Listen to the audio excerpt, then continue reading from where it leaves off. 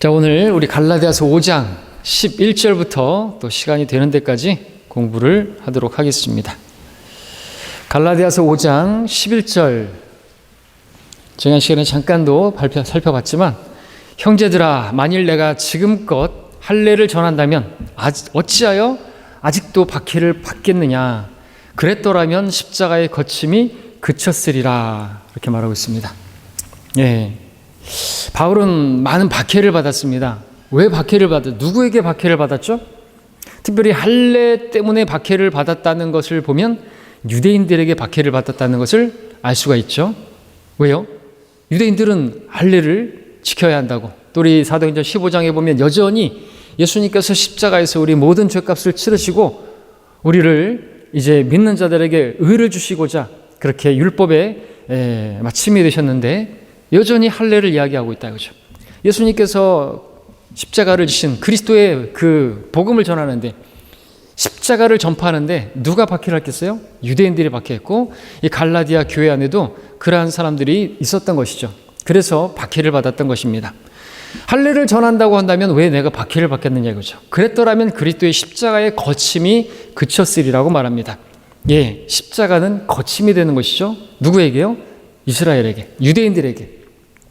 유대인들에게는 표적을 구하는데, 유대인들은 표적을 구하는데, 표적으로서 예수님께서 뭘 말씀하셨습니까? 요나가 고래 뱃속에서 사흘낮 사흘밤이 있었던 것처럼 더 이상의 표적은 없다. 내가 죽은 자 가운데 사흘낮 사흘밤을 지옥의 뱃속에 있다가 요나처럼 그렇게 다시 부활하게 될 것을 그렇게 말씀하셨더지 않습니까? 예, 그런데 여전히 그것을 믿지 않고 그 표적에도 불구하고 예수님을 그 부활을 전하는 사도들을 박해했고, 여전히 할례를 붙들면서 박해를 했던 것이죠. 사도들이 그렇게 박해를 했고 받았고, 바울도 그렇게 박해를 받은 것입니다. 예, 십자가를 전하면 거침이 있습니다. 거치는 것이 됩니다. 어펜스, 다시 말하면 실족해 하는 것이 되죠. 십자가를 전하는데 실족하는 사람들이 있습니다. 십자가를 전하면 경멸하는 사람들이 있습니다. 멸망하는 자들에게는 그것이 어리석은 것이라고 그랬습니다. 십자가를 전파하는 것이. 그래서 많은 교회들이 십자가를 전하지 않죠. 어떤 유명한 어떤 목사님이 말한 것처럼, 그러나 십자가가 없는 그리스도는 적그리스도라고 했습니다. 오늘날 십자가를 전하잖아요. 교회 건물에는 십자가 달려있는지 모르겠지만 그 안에서는 십자가가 또 지옥이 전달되지 않습니다. 왜요? 그것이 사람들에게 거침이 되니까, 실족해하는, 교회를 다니지 않는 그런 일이 벌어지니까, 사람들을 데려다 놓고 그들을 계속해서 교회 안에 머물게 하기 위해서라면 십자가를 전하면 안 되는 거죠. 다만 뭘 전해야 안 됩니까? 하나님은 사랑이십니다. 예수님은 여러분을 사랑하십니다. 하나님께서 여러분을 향해서 놀라운 계획을 가지고 계십니다. 긍정적인 사고방식, 이런 걸 전하면 왜 박해를 받겠습니까? 사도 바울이 오늘 전도자들처럼 그렇게 예수님은 사랑이십니다만 전했더라면 박해를 받을 일이 없었겠죠. 왜 킹제임스 성경을 쓴다는 그 정동수 목사는, 그 교회는 왜 우리처럼 복음을 전하지 않고 거리 설교하지 않고 그렇게 하지 않는 것일까요? 너무나 사랑이 많아서, 사랑 침례 교회라서 너무나 고상하고, 우리는 그 정동수 목사가 항상 우리에 대해서 말할 때면 저기는 너무 과격하고 교양이 없고 너무나도 무식하다고 항상 말하는 게 그거밖에 없어요. 너무 교양이 있어서 너무나도 젠틀해서 우리처럼 거리에서 복음을 전하지 않는 것이죠. 근데 킹제임스 성경을 쓰는 사람들은 다 그렇게 전했던 것입니다. 그는 그냥 킹제임스 성경을 사용하는 사람이고 믿는 사람이 아닌 것이죠. 영혼이 잘됨 같이 범사가 잘 되고 형통하고 부자가 되고 건강하게 되기를 바랍니다. 이와 같은 삼박자 축복을 전한다면 누가 그렇게 박해를 받겠습니까? 조영기 목사가 박해를 받습니까? 조엘 오스틴, 자기는 긍정의 그런 힘, 긍정적인 메시지를 전하도록 하나님께서 자기를 부르셨다고. 그래서 자기는 하나님의 심판이나 저주나 지옥 같은 것은 전하지 않는다고. 그게 무슨 하나님의 종입니까? 사도 바울은 박해가 있다 할지라도, 거치는 것이 된다 할지라도 십자가를 전파하기를 주저하지 않았죠. 왜요? 사도 바울은 갈라디아서 1장 10절을 보시면요, 보십시오. 1장 10절에 내가 이제 사람들에게 호감을 사랴 아니면 하나님께 사랴? 아니면 내가 사람들을 기쁘게 하려고 하겠느냐? 내가 아직도 사람들을 기쁘게 하려고 한다면 나는 그리스도의 종이 아니니라고 했습니다. 사람들을 기쁘게 하는, 그러면은 그리스도의 종이 아니라고 말하고 있는 것입니다. 때문에 사도 바울은 그런 이유 때문에 이제 다시 5장 12절로 와서 보시면 단호하게 그 문맥 가운데 계속해서 혼란시키는 자들 있죠.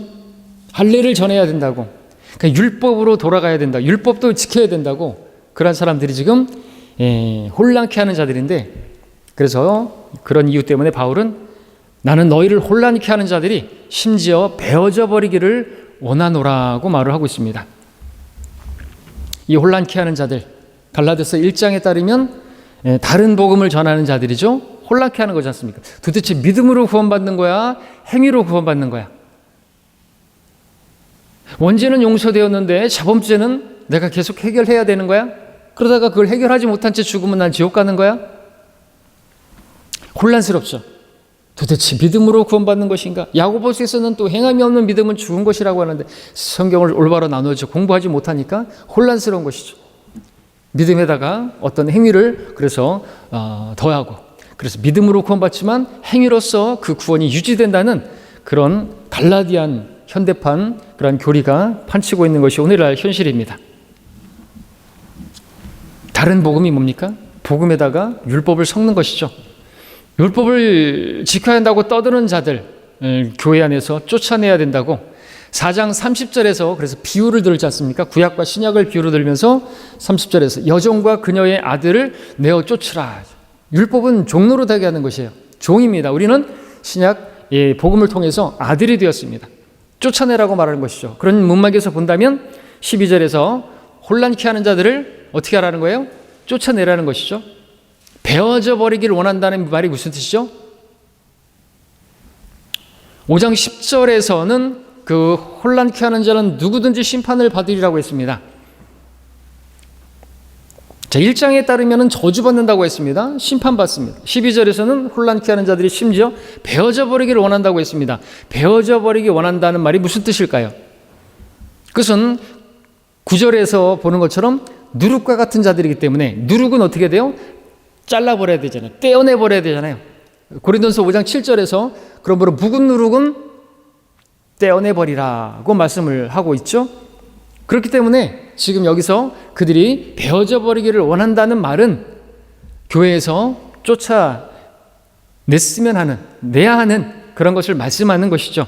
근데 제가 이것을 왜 자꾸만 말하고 있는 것이냐 하면은 개혁성경, 개혁개정판, 변개된 영어 성서들에서는 다른 말을 하고 있습니다. 이 베어져 버리기를 원한다 이 말이 교회에서 쫓아내라는 그런 말이 아니라 뭐라고 말을 하고 있는지 아십니까? 개혁성경을 제가 읽으면 5장 12절에서 너희를 어지럽게 하는 자들이 스스로 베어내기를 원하노라 말하고 있습니다. 그러니까 어지럽게 하는 그들, 교회 안에서 어지럽게 하는 그들은 자기들이 스스로 베어버리기를 원한다 이렇게 말하고 있다는 거죠. 무슨 뜻이냐? 지금 할례 문제를 지금 이야기하고 있잖아요.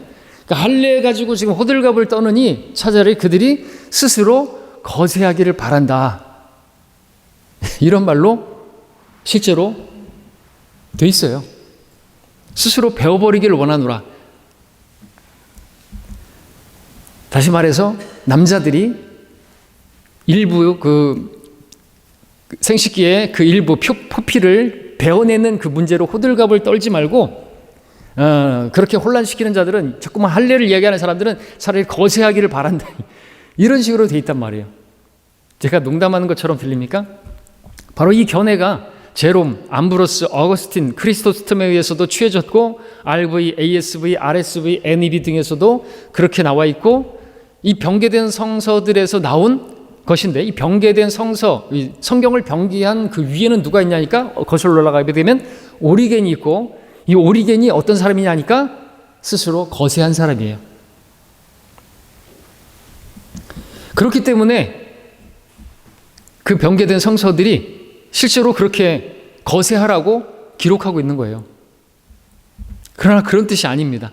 그렇죠? 혼란케 하는 자들은, 그 할례 가지고 문제 삼는 사람들은 그냥 교회에서 떨어져 나갔으면 쫓아내라고 그렇게 말하는 것이지 무슨 거세를 하라고 그렇게 말하는 것이겠습니까? 오리겐 같은 경우에는 주님께서 천국을 위해서 스스로 고자가 된 사람도 있다고, 그게 이제 스스로 고자가 됐다는 게 뭐예요? 사도 바울과 같이 스스로 독신으로 사는 걸 말하는 거거든요. 근데 이 오리겐은 그걸 잘못 이해해서 스스로 고자가 되기 위해서 거세를 한 것이에요. 성기를 잘라내버린 거예요. 자기는 그리고 금욕주의를 이렇게 실행했던 것이죠. 그 흔적이 지금 갈라디아서 5장 12절에서 나와 있는 겁니다. 스스로 거세하기를 바라노라. 그런 뜻이 아니라 그럼 교회 내에서 혼란스럽고 교회 내에서 말 안 듣는 어떤 사람들, 그런 사람들은 다 거세하기를 바란다 그러면 여자들은 어떻게 하라는 거예요? 말이 안 되는 것이죠. 그러므로 이 베어져 버리기 원한다는 것은 교회 안에서 쫓아내기를 바란다 이거죠. 하갈과 이스마엘을 쫓아냈던 것처럼 그렇게 쫓아내라는 그런 말이지. 그러니까 성경이 불확실한 나팔을 불게 되면 어떻게 전쟁 준비를 하겠느냐고 했는데, 그런 성경으로 어떻게 무슨 하나님의 뜻을 알 수가 있겠습니까? 말이 안 되는 것이죠. 자, 그러면서 이제 다시 13절 가서 보시면, 형제들아 너희가 자유회로 부름을 받았으니 그 자유를 육신을 위한 계기로 삼지 말고 사랑으로 서로 섬기라 말하고 있습니다. 자, 자유를 육신을 위한 계기로 삼지 말라고 말하고 있습니다. 그러니까 우리가 율법 아래 있지 않게 되었다고, 율법으로부터 자유케 되었다고 해서 육신을 따라서 이제 내 마음대로 살아도 되고, 그렇게 육신을 따라서 내 마음대로 살아도 나는 이제 하늘나라 가니까 내 멋대로 살아도 내 죄를 져도 된다는 말입니까? 아닌 것이죠. 답은 로마서 6장에서 죄가 너희를 주관하지 못하리니 이는 너희가 율법 아래 있지 아니하고 은혜 아래 있기 때문이라. 그런즉 어떻게 하리요? 우리가 율법 아래 있지 아니하고 은혜 아래 있으니 죄를 지어도 된다는 말이냐? 결코 그럴 수 없느니라. 그러니까 우리가 어떤 율법으로 어떤 행위를 해서 그렇게 구원을 받고 또 구원을 유지하고 그런 것이 아니라 단번에 믿음으로 한 번의 구원을 받는 이 교리를 단번에 전해주신 그 믿음으로 우리가 구원을 받았다고 해서 그것이 어떤 사람들이 말하는 것처럼 죄를 조장하게 하는 그런 교리가 되어서는 안 된다는 것이죠. 근데 우리 스스로가 그렇게 행동한다면 그것은 하나님을 슬프시게 하는 것이겠죠. 나는 이제 무슨 짓을 해도 나는 지옥에 안 가, 하늘나라 가, 그러면서 마음대로 자기 육신이 원하는 대로 그렇게 산다면 그런 자들의 정죄는 당연하고요, 육신을 따라 살면 죽을 것이라고 말하고 있습니다. 그렇죠? 심지어는 하나님께서 죽이기도 하시는 거예요. 고린도 교회 성도들이 죽었잖아요. 약하게 되고 또 잠들었느니라, 병들고 그랬다는 것이죠. 그것이 하나님 편에서는 나았기 때문에 뭐하러 여기 남겨두는 것이는 거예요. 네, 우리가 살아도 주를 위해 살고 죽어도 주를 위해 살게 하시려고 남겨두신 거 아닙니까? 한 사람이라도 더 멸망하지 않기를 바라시고 하나님께서는 모든 사람이 구원받기를 바라시고, 그렇기 때문에 우리가 그 일을 하라고 우리에게 지금 이 지상에서의 생명을 허락해 주시는 거 아닙니까? 그런데 그냥 먹고 마시고 장가가고 시집가고 그런 것들만 생각하고 그렇게 산다면 그것은 육신을 위한 계기로 그렇게 남은 생활을 사는 것이죠. 자, 우리는 자유회로 부름을 받았습니다. 맞습니다. 우린 자유롭게 섬길 수 있습니다. 그러나 내 마음대로 예배 드리고 내가 예배 드리고 싶을 때 드리고 성경 공부 안 해도 되지만 그렇게 마음대로 하라고 그런 자유를 주신 게 아니죠. 그죠? 우리가 진리를 알게 되리니 그 진리가 우리를 자유롭게 했다고 했을 때, 그 이제 더 이상 이제 율법으로 어떤 무엇을 하면 여러분들 새벽 기도를 다녀야 하고 금요 철야 무슨 그런 것들, 주일 성수를 해야 되고 11조를 빼먹으면 안 되고 그래야지 그런 것으로부터도 여러분들도 자유롭게 된 거 아닙니까? 그럼 우리는 어떻게 돼요? 그런 게 아니었구나. 이제 기쁨으로 넘치게 자유롭게 어떻게 해요? 사랑으로 섬기라고 했잖아요. 우리는 섬김으로 자유를 받은 거예요. 섬기는 데 있어서 구약의 율법처럼 그렇게 제사장들만 섬기는 게 하나님 섬기는 게 아니라 이제는 서로 누구나 왕 같은 다 제사장이 됐기 때문에 섬기는 데 있어서 자유롭게 넘치게 섬길 수 있다는 것이죠. 서로 섬김으로 부름받은 거예요. 자유라는 게 그거예요. 야고보서 1장 12절에서 자유의 법에 따라 심판받을 사람처럼 말하고 행동하라 했습니다. 자유의 법이라는 것이 있다 이거죠. 여러분, 자유에도 법이 있다 말이 맞죠? 자유민주주의 사회에도 법이 있습니까? 있잖아요. 그런 법이 없다 그러면 무법천지가 되겠죠. 우리나라의 자유민주주의라 할지라도. 우리는 이미 생명의 성령의 법이라는 것을 우리가 로마서에서 보고 있습니다. 네, 그 성령의 통제를 받는 거죠. 성령의 열매가 절제가 있잖아요. 그렇죠? 그런 가운데서 성도들을 섬기는 것입니다. 그런 데 있어서 뭐 얼마만큼 용서를 해야 됩니까? 몇 번이나 용서를 해야 됩니까? 주님께서 말씀하지 않았습니까? 넘치게 용서하는 것이죠. 그렇게 하는 것이 섬기는 거예요. 자유롭게 된 사람의 삶에도 지켜야 할 법이 요구된다고 지금 성경이 말씀하고 있는 것입니다. 오해하지 말아야 되겠죠. 우리는 자유케 된 게 맞지만 그것은 우리 육신을 따라서 내 마음대로 살아도 된다는 게 아니라 사랑으로 섬기라고 말씀을 하고 있는 것입니다. 이 자유의 특권을 남용하게 되면 남용한 것 때문에 여러분, 약 좋다고 남용하면 어떻게 되겠습니까? 나중에 면역 체계가 다 떨어져 버리게 되고요. 마찬가지예요. 우리가 이것을 자유를 남용하게 되면요, 면역력이 약해져 버리는 거죠. 나중에는 죄에 대해서 이제 무뎌지게 되는 거죠. 면역력이 떨어진 것처럼 이제 둔감해지는 거예요. 죄에 대해서 우습게 여기게 되고 양심이 화인 맞아서 이제는 웬만한 죄를 짓고는 찔림도 없어요. 그러면 이제 하나님께서 데려가셔야 되겠죠. 그래서 우리가 하나님의 말씀으로 계속해서 우리가 우리 자신을 이렇게 살펴보고 말씀의 물로 씻고 또 예배 가운데서 나 자신을 드리고 하는 것이 있어야만, 계속해서 그렇게 있어야만 우리가 살아갈 수가 있는 것입니다. 자, 13절에서 형제들아 너희가 자유회로 부름을 받았으니 라고 말하고 있습니다. 우리 그리스도인들은 자유회로 부름을 받았다. 율법으로부터, 죄와 사망과 지옥으로부터 우리는 자유인이 되었습니다. 그러나 마음대로 살 수 있는 자유는 아닙니다. 우리는 성령 안에서, 진리 안에서 살기 위해서 자유인이 된 것이지 방종하며 살기 위해 자유인이 된 것은 아니라는 사실을 우리가 오해하지 말아야 되겠습니다. 그리고 사랑으로 섬기라. 우리는 섬기는 사람으로 섬기기 위해서 부름을 받은 거예요. 하나님을 섬긴다고 하는 사람은 성도를 섬기세요. 교회를 섬기는 것입니다. 교회에서 우리 봉사하는 것도 다 섬기는 거잖아요. 그렇죠? 하나님을 섬긴다고 하면서 예배만 드리고 다른 어떤 섬김의 그런 것들은 하지 않는다면 그건 하나님 섬기는 게 아니죠. 하나님을 사랑한다면 형제들을 사랑하고 또 형제들이 하나님을 섬기는데 필요한 어떤 부분들을 채워주고, 그죠? 우리가 뭐 청소하는 문제도 그렇고 설거지하는 문제도 그렇고 꼭 섬기는 거예요. 그게 실제적으로. 자, 중요한 것은 섬기되 뭐가 있어야 섬기죠? 사랑이 있어야 섬기죠. 사랑으로 서로 섬기라 말하고 있습니다. 누구를요? 이웃을. 그 이웃은 형제 자매입니다. 그래서 14절에서 말하는 게 뭡니까? 온 율법이 한마디 말, 즉 이 말로 이루어졌으니 내 이웃을 내 자신과 같이 사랑하라는 것이라. 그래서 이 말씀이 나오는 것이죠. 그러니까 율법이 이룰 수 없는 그러한 섬김을 무엇이 이룰 수 있다는 거예요? 사실 율법이 말하고 있는 게 뭐예요? 하나인데 사랑이라는 것입니다. 그래서 10계명도 1계명부터 4계명까지 그리고 5계명부터 10계명까지를 둘로 주님께서 요약해 주셨죠. 1계명부터 4계명까지는 하나님과의 관계에 있어서 너는 내 앞에 다른 신들을 두지 말지니라부터 안식일에 제정까지, 그것은 하나님과의 교제. 근데 그 계명을 누가 지킬 수 있습니까? 하나님의 이름을 누가 그렇게 헛되이 부르지 않고 하나님 앞에 다른 것을 두지 않고 하나님보다 다른 어떤 것을 마음에 뺏기지 않고 누가 그럴 수 있어요? 하나님을 사랑하는 사람. 그러니까 그걸 한마디로 말하면 하나님을 사랑하라는 것이고, 5계명부터 부모를 공경하라부터 시작해서 탐심하지 말라까지 그걸 누가 할 수 있어요? 그는 사람을 사랑하는, 이웃을 사랑하는 사람이 할 수 있다고죠. 그래서 하나님께서 율법을 한마디로 말했는데, 내 하나님을 사랑하고 또 그와 같으니 내 이웃을 사랑하라.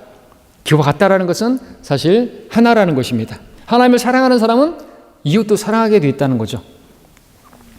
그렇기 때문에 지금 이 말씀이 나오는 것입니다. 그러니까 율법이 한마디로 이루어졌는데, 율법 613가지 뭐 다 지킬 수도 없거니와 너희들이 해봤지 않냐? 실패하지 않았느냐?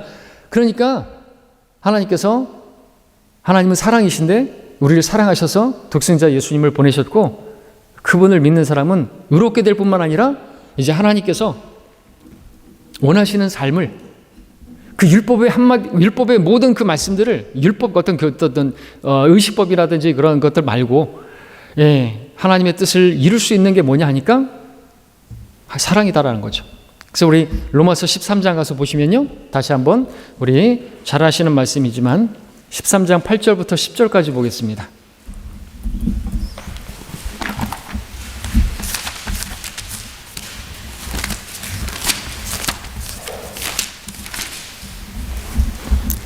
(13장) 8절부터 13절까지. 서로 사랑하는 것 외에는 아무에게도 어떤 빚도 지지 말라. 다른 사람을 사랑하는 사람은 율법을 이룬 것이니라. 이는 이것, 즉 너는 간음하지 말지니라, 너는 살인하지 말지니라, 너는 도둑질하지 말지니라, 너는 거짓 증거하지 말지니라, 너는 탐내지 말지니라 한 것과 그 외에 다른 계명이 있을지라도 이 말씀으로 모두 요약될 수 있음이니, 즉 너는 내 이웃을 내 자신과 같이 사랑하라는 것이라. 사랑은 자기 이웃에게 악을 행치 아니하느니라. 그러므로 사랑은 율법의 완성이니라. 율법 얘기할 게 아니라는 거죠. 율법은 우리가 지킬 수가 없다는 거죠. 그러니까 사랑이 없으면 율법을 지킬 수 없다는 것이죠. 사랑이 없으면 섬길 수가 없다는 것이죠. 그래서 우리가 이제는 자유롭게 사랑으로, 하나님의 사랑을 받았으니까 그 사랑으로 섬기라고 말하는 거죠. 사랑이 있으면 율법을 완성한다고 말하는 것입니다. 근데 계속해서 율법을 이야기하면서 뭐 안식일을 이야기하고 유월절을 이야기하고 유월절을 지켜야지 구원받는다고. 지난주에 저한테 전화가 왔어요. 이 회개망측한 하나님의 교회라는 제목으로 전에도 영상을 올렸더니 걔네들이 어떤 사진을 저작권 해서 삭제를 시켜버렸죠. 그들이 유튜브에 연락해서 없애버렸죠. 이번에는 또 회개망측한 하나님의 교회 그 성경 공부 그 영상도 보더니 이제는 거기에서는 이제 혐의를 잡을 게 없으니까, 사진 같은 걸 인용 안 했으니까. 근데 이제 거기 세언약 유월절 하나님의 교회 거기에서 낸 그 수건 문제, 그 엄수인의 교리를 비판하기 위해서 안상홍이 쓴 그 책을 인용을 했는데, 그거 가지고도 문제를 삼을 게 없어요. 그런데 제가 거기서 그런 말을 했죠. 장길자는 그 엄수인이 만들어 놓은 교리를 훔쳐다가 지금 자칭 자기가 어머니 하나님이라고 주장하고 있다. 엄수인은 안상홍의 수첩을 훔쳐보고 그 교리를 만들었다. 이게 무슨 뜻이냐면, 안상홍은 자기가 안식교회에서 나왔기 때문에 안식교회 그런 것들을 교리에서 접목시켜서 자기가 하나님이 된 거예요. 근데 거기에서 그 수첩을 훔쳐봐서 엄수인이 거기서 하나님, 어머니 하나님을 만들어낸 거고, 그리고 그가 출애당하자 그 엄수인의 수첩에서 훔쳐다가 장길자가 어머니 하나님으로 지금 있는 거라고 제가 그때 말씀을 드렸잖아요. 근데 그걸 가지고 이제 문제를 삼고 자기가 하나님의 교회에 어떤 사람이 저한테 전화를 해갖고, 그거는 사실과 다른 것입니다. 어떤 부분이 사실과 다르죠? 물어봤더니 저희 녹음도 해놨어요. 하다가 이제 뭐 필요한 게 있으면 들려드릴 필요도 없어요. 뭐 어떤 부분이 잘못됐죠? 그랬더니 그 엄수인이 안상홍의 수첩을 훔쳐간 것은 사실이지만 장길자 어머니께서 엄수인의 수첩을 훔쳐갔다고 한 그 부분은 사실이 아닙니다. 그러면은 사실이 뭡니까? 했더니 제가 그렇게 물었지 않고, 아니, 그러니까 그게 뭐예요? 훔쳐간 게 아니에요? 훔쳐간 게 아니죠. 그건 뭐예요? 했더니 훔쳐간 게 아니고 뭐라더라? 이렇게 그것을 이렇게 어떻게 기억이 안 나네. 들어볼까요? 훔쳐간 게 아니고 뭐라고 표현했죠? 이렇게 봤다고 하는 거나 하여튼 그래요. 아이고 아저씨, 그거나 같은 말 아니에요? 아니죠. 훔쳐간 거하고 그것을 보고 배운 거하고는 다른 거죠. 아이고. 그래서 막 얘기를 했죠. 얘기하다가 나온 게 이제 또 유월절. 유월절 지켜야지 구원받아요? 그럼 유월절 지키지 않으면 구원받지 않아요? 아니, 예수님께서 말씀하지 않았습니까? 6월절에 그 잡히시던 밤에 이것을 행하여 나를 기억하라. 이것은 너희들의 죄들을 사하기 위하여 흘려지는 나의 언약의 피라고 하지 않습니까? 그런데 그 6월절을 지키지 않는데 어떻게 죄들을 사함받을 수 있고 구원받을 수 있다고 말하십니까? 참 답답하십니다. 여러분들 지금 여기서 뭘 눈치채는 줄 아십니까? 개역성경에는요, 사도행전에서도 그렇고 죄들을 사함 받은 것으로 인하여, 죄들을 사하심으로 인하여, 이 만찬을 행하는 것인데, 그리고 침례를 받는 것도 죄들의 사함을 받은 것으로 인하여, for the remission of the sin, 그 죄들의 사함 받은 것으로 인하여인데, 개역성경에는 다 어떻게 돼 있어요? 죄들을 사함 받기 위하여라고 돼 있단 말이에요. 거기서 얘가 속은 것이죠. 이 사람들이 속고 있는 거예요. 죄들을 사하심으로 인하여 어떻게 해요? 예수님께서 십자가를 지신 거 아니에요. 그 6월절 어린 양으로 오신 거 아닙니까? 그런데도 그 6월절 어린 양, 바리새인들이 예수님을 6월절 전에 그 십자가에 처리하고 6월절 어린 양으로 세상 죄를 제거하는 어린 양으로 오셨는데 그분을 십자가에 못 박아버리고 자기들이 6월절에서 양을 먹고 있는 거하고 똑같은 짓거리 하는 것이에요. 하나님의 교회는 지금 예수님께서 6월절 어린 양으로 오셔서 단번에 한 번에 영원한 속죄를 이루셨는데도 불구하고 여전히 6월절을 지키면서 떡과 포도주를 먹는다고 하면서 자기들은 죄들을 사함받기 위해서 그 짓을 하고 있는 거예요. 우리는 그러면 그 떡과 포도주를 안 먹냐고. 먹는다고. 우리는 그런 주님의 죽으심을 기억하기 위해서 먹는 것이지 우리는 6월절을 지키기 위해서 먹는 게 아니라고. 그랬더니 그러면 죄들을 사함받지 못하죠. 이러는 거예요. 됐습니다. 좀 공부 좀 하십시오. 그렇게 하고 말았는데 아주 참 답답하지 않을 수가 없습니다. 자, 율법을 이야기할 게 아니라는 것이죠. 그죠? 하나님은 사랑이시라. 그리고 사랑으로 서로 섬기라. 우리에게 섬기는 그 섬김이 어디에서 오는 거예요? 사랑에서 오는 것이다. 율법의 한마디로 말하는데 사랑이라고 말하고 있는 것이죠. 그래서 하나님은 사랑이시라고 말하는 거죠. 그 하나님 사랑을 우리가 받았기 때문에 지금 우리가 하나님 섬기는 거 아닙니까? 여러분들 하나님의 사랑을 받기 위해서 하나님 섬깁니까? 하나님의 사랑을 받는다는 건 우리가 구원 받는다는 거, 하늘나라 간다는 거, 그런 거 말할 수도 있겠는데 또 기도응답을 받기 원하고 잘 되고 이런 걸 다 하나님께서 주셨지 않습니까? 우리는 이미 받았기 때문에 그 사랑 때문에 하나님 섬기는 것이지, 사랑을 받기 위해서 하나님 섬기는 거 아닌 것입니다. 자, 다시 우리 갈라디아서로 돌아가서요. 15절을 보겠습니다. 5장 15절에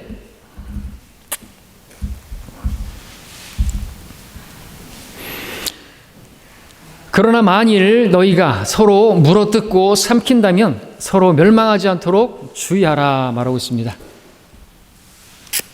물어뜯고 삼킨다면 교회 안에서 그래서는 안 되겠죠? 막 험담하고 이래서는 안 되겠죠? 이것은 왜 이렇게 하는 것이죠? 사랑이 없으니까. 이웃에게 악을 행하지 않습니다. 누가요? 사랑하는 사람은. 사랑이 있다면 하나님의 법이 어떤 것인지 몰라도요, 절대로 그 이웃에게 악을 행하지 않죠. 오히려 선을 행하게 되겠죠. 저 사람이 내가 무엇을 하기를 원할 것인가? 그 사람이 나에게 해주기를 바라는 대로 그 사람에게 해줄 수 있는 게 뭘까요? 그것은 황금률이라고 하지만 그것은 사랑이 있으면 가능하지 않습니까? 부모가 자녀를 사랑하니까 어떻게 해요? 어떻게든지 간에 진자리 마른 자리 갈아 입히고, 그죠? 때로는 잔소리도 하고 혼내기도 하지만 그 사랑하기 때문에 그렇게 하는 것 아닙니까? 절대로 물어뜯고 삼키고 막 못되게 만들기 위해서, 망하게 하기 위해서, 멸망하도록 그렇게 하지 않습니다. 그렇게 하는 사람이 뭐예요? 사랑이 없기 때문에 그렇죠. 미국인들이 보편적으로 쓰는 어떤 그런 속담 같은 게 있는데, dog eat dog. 개가 개를 물어뜯는다 이거죠. 우리는 개가 아니죠. 믿지 않는 자들이 개들이죠. 그리고 거짓 교사들이 개들이죠. 그 개들이 하는 짓이, 거짓 교사들이 하는 게 뭐냐니까 그렇게 물어뜯는 거예요. 성도들을 물어뜯는 것이 양인데, 성도들은. 그래서 실족시키고 멸망시키려고, 이 멸망은 지옥 간다는 말은 아니지만 그렇게 실족해 하기 위해서 물어뜯고 있는 거예요. 계속해서 떠드는 것이죠. 할례를 받지 않고서는 의롭게 될 수 없다고 사도행전 15장에서도 그렇게 떠들어댔던 것처럼 계속해서 떠들어대고 있는 거죠. 물어뜯는 것입니다, 이게. 물어뜯고 삼키려고 하는 것은 이유가 뭐죠? 왜 삼키려고 할까요? 누가 삼키려고 하죠? 삼킬 차를 찾아 두루다니는 마귀가 배후에 있기 때문에 그렇죠. 사랑이 없으니까. 사랑은 이웃에게 악을 행하지 않는데 그래서 교회 안에 필요한 것은 사랑인 것입니다. 16절 17절 보겠습니다. 내가 이것을 말하노니 성령 안에서 행하라. 그리하면 너희는 육신의 정욕을 이루지 아니하리라. 육신은 성령을 거슬러 욕심을 부리며 성령은 육신을 거스르나니 이는 그들이 서로 반목하여서 너희가 하고자 하는 것을 하지 못하게 하느니라. 자, 우리가 성령으로 거듭났다 할지라도 우리가 육신이 변화된 게 아니죠. 우리 몸은 구속받지 못했습니다. 육신을 입고 있는 한 계속해서 서로 대립하는 영적 전쟁이 우리 안에서 치열하게 일어나는 것이죠. 육과 영의 대립. 성령께서는 육신이 싫어하는 것을 원하지 않으시고 육신이 싫어하는 것을 원하시고 성령께서는 육신은 성령께서 싫어하는 것을 행하기를 원하십니다. 이게 우리 안에 진짜 영적 전쟁이죠. 그래서 주님께서 우리에게 주신 게 뭐죠? 우리는 육신은 십자가에 못 박혀 있다고죠. 내가 그리스도와 함께 십자가에 못 박혀 있으나 이것을 우리가 실제로 믿음으로 받아들이기를 원하시는 것이죠. 그러면 우리 안에 그리스도께서 우리 안에 영으로 계시는 바로 성령께서 사심으로 우리가 사랑할 수 있고 섬길 수 있고 또 하나님의 뜻을 이룰 수 있다고 말씀하는 것이죠. 18절에서 그러나 너희가 성령의 인도함을 받는다면 너희는 율법 아래 있지 아니하느니라. 성령의 인도함을 너희가 받는다면 구원받은 성도들은 성령의 인도함을 받는 사람들이죠. 로마서 8장 14절에서 무릇 하나님의 영으로 인도함을 받는 이들은 하나님의 아들들이다. 우리는 하나님의 아들들입니다. 우리 안에 하나님의 영이 계십니다. 그래서 하나님의 영의 인도함을 받는 사람들입니다. 숙제가 뭘까요? 하나님께서 인도하시죠. 근데 성령께서는 우리가 무엇이나 들은 것들을 하나님의 말씀을 읽은 것들을 설교를 통해서 들었던 것들을 생각나게 하고 기억나게 하셔서 그렇게 인도하시는 것이죠. 문제는 뭡니까? 알아. 그런데 순종하지 않는 게 문제죠. 계속해서 육신과 싸우는 거예요. 내 육신이 원하는 것을 즐기려고 하는 것이죠. 육신을 따라가는 거예요. 그래서 실패하는 것이죠. 편한 것을 좋아하고 눕고 졸기 좋아하고 게으르기를 좋아하고 그게 육신이에요. 근데 아무리 육신을 따라봐야 만족 없어요. 거기.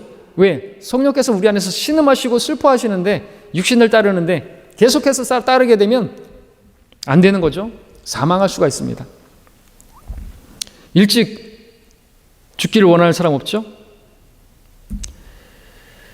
자, 이제 바울은 갈라디아인들에게 성령 안에서 행할 때 그리고 육신 안에서의 행할 때 그 결과를 육신의 일들과 성령의 열매로 그렇게 비교해서 제시하고 있습니다.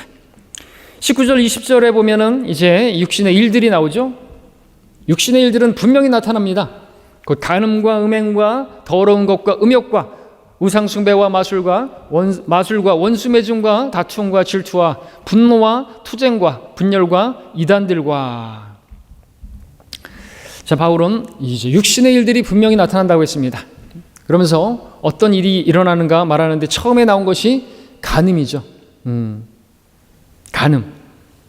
이 간음은 물론 실질적인 육체적인 간음도 간음이겠지만 영적인 간음도 간음이죠. 하나님에게서 떠나는 것입니다. 그것이 간음이죠. 탐심은 우상숭배인데 우상에게 엎드리는 것만이 우상숭배가 아니라 탐심이 우상숭배인 것처럼 간음도 마찬가지죠. 자, 간음이 나오고 그 다음에 음행이 나오죠. 간음과 음행의 차이가 뭐죠? 사람들은 흔히 결혼한 사람이 그렇게 그 육체적으로 범하는 죄악을 간음이라고 말하고 또 음행은 결혼하지 않은 사람이 범하는 죄로 그렇게 말하는 것을 보게 됩니다. 또 실제로 그렇게 말하는 것처럼 보이는 성경 구절들이 많이 있는 것도 사실입니다. 그러나 성경에서 이 음행을 말씀하실 때 그 음행은 성행위 자체를 말하는 것이고 자신의 몸에 죄를 짓는 것을 의미하는 것으로 고린도서 6장 16절 18절에 보니까 음행을 피하라. 사람이 범하는 죄마다 몸 밖에 있지만 음행하는 자는 자기 몸에 죄를 짓는 것이라 말하고 있습니다. 그러니까 음행이라고 하는 것은 꼭 독신에 있는 사람들만이 죄를 짓는 것은 아닌 것이죠. 자기 몸에 죄를 짓는다는 게 뭡니까? 자기 몸만이 아니라 자기와 한 몸 된 배우자에게도 죄를 짓는 것이지 않습니까? 그리고 또 영적으로 타락하는 것 역시나 음행이고 음탕한 눈으로 여인을 바라보는 것 자체도 또 어떤 뭐 결혼한 사람이 받쳐지려는 그 죄가 간음이라고 하는 그것만이 아니라는 거죠. 음욕을 품고 여자를 바라보는 자는 누구나 그의 마음에 그녀와 더불어 이미 간음하였느니라 말하고 있습니다. 그래서 사전이 우리가 최종 권위가 아니라 성경의 권위, 이제 최종 권위인 성경으로 볼 때 우리는 간음이 무엇이고 또 음행이 무엇이고 또 우리가 그것을 잘 알 수가 있습니다. 성경의 가르침은 그런 것이죠. 그러니까 음행이 이제 더 포괄적인 것입니다. 예. 뭐 혼인한 사람이든 혼인하지 않은 사람이든 어떤 성행위 자체가 그것을 그렇게 세상이 말하는 부도덕한 성관계, 예, 그런 것들이 바로 음행이다라는 거죠. 또 그 다음에 이제 음욕이 나오죠. 음욕은 사욕으로부터 시작해서 이제 동성애라든지 극단적인 성도착에까지 이르는 어떤 종류의 형태의 모든 지나친 방종을 사욕이라고 그렇게 음욕이라고 그렇게 말하고요. 우상숭배 나오는데 말씀드렸던 것처럼 성경은 우리가 무슨 돼지 머리에 절하지 않고 그것만 우상숭배 안 하는 게 아니라 바로 탐심이 우상숭배라. 그 탐심이 어디서 나오는 것인가? 골로새 3장 5절에서는 땅 위에 있는 너희의 지체를 죽이라. 곧 음행과 부정과 사욕과 악한 색욕과 탐심이니 라고 말하면서 육신에서 바로 나온 것이다. 육신의 일인 거예요. 탐심, 우상숭배. 내가 하나님보다 다른 무엇에 관심을 가지고 그것에 시간을 쓰고 그것이 우상숭배자가 되는 거죠. 하나님께서는 우리에게 생명을 내어주시기까지 사랑하셨는데 그래서 주님께서는 가감히 말씀할 수 있죠. 생각을 다하고 마음을 다하고 힘을 다하고 혼을 다하고 생명을 다하고 모든 걸 다해서 하나님 나를 사랑하라고 말하실 수 있는 자격이 충분히 있으신 것은 그렇게 우리를 사랑하셨기 때문에 그렇죠. 그것도 하나님께서 이 죄인들을 위해서 원수인 정말 지옥 가도 할 말 없는 그러한 죄인들을 위해서 그렇게 하신 것을 생각한다면 우리가 하나님을 그렇게 사랑하는 것은 그건 쌤쌤이 아닌 거죠. 그렇죠? 하나님께서 나를 그렇게 사랑하셨으니까 나도 그렇게 사랑하는 거 그 정도의 그런 계산법이 아닌 것이죠. 하나님이신께서 그분께서 그렇게 하셨으면. 그 다음에 마술이 나오는데 마술은 계시록 9장 21절에서 나오는 것인데 마술로 사람들을 속이고 헬라어로 이것은 조제술 약학입니다. 종교적인 의식에 사용됐던 것이죠. 환각제, 헤로인, 마리화나, 아편 등을 사용해서 어떤 그 신을 영접하는 거죠. 영매술사. 그러니까 이런 마술은 되게 보면 이제 이 진리가 아니라 다른 어떤 진리를 찾고자 하는 그런 자들에 의해서 사용되었던 것이에요.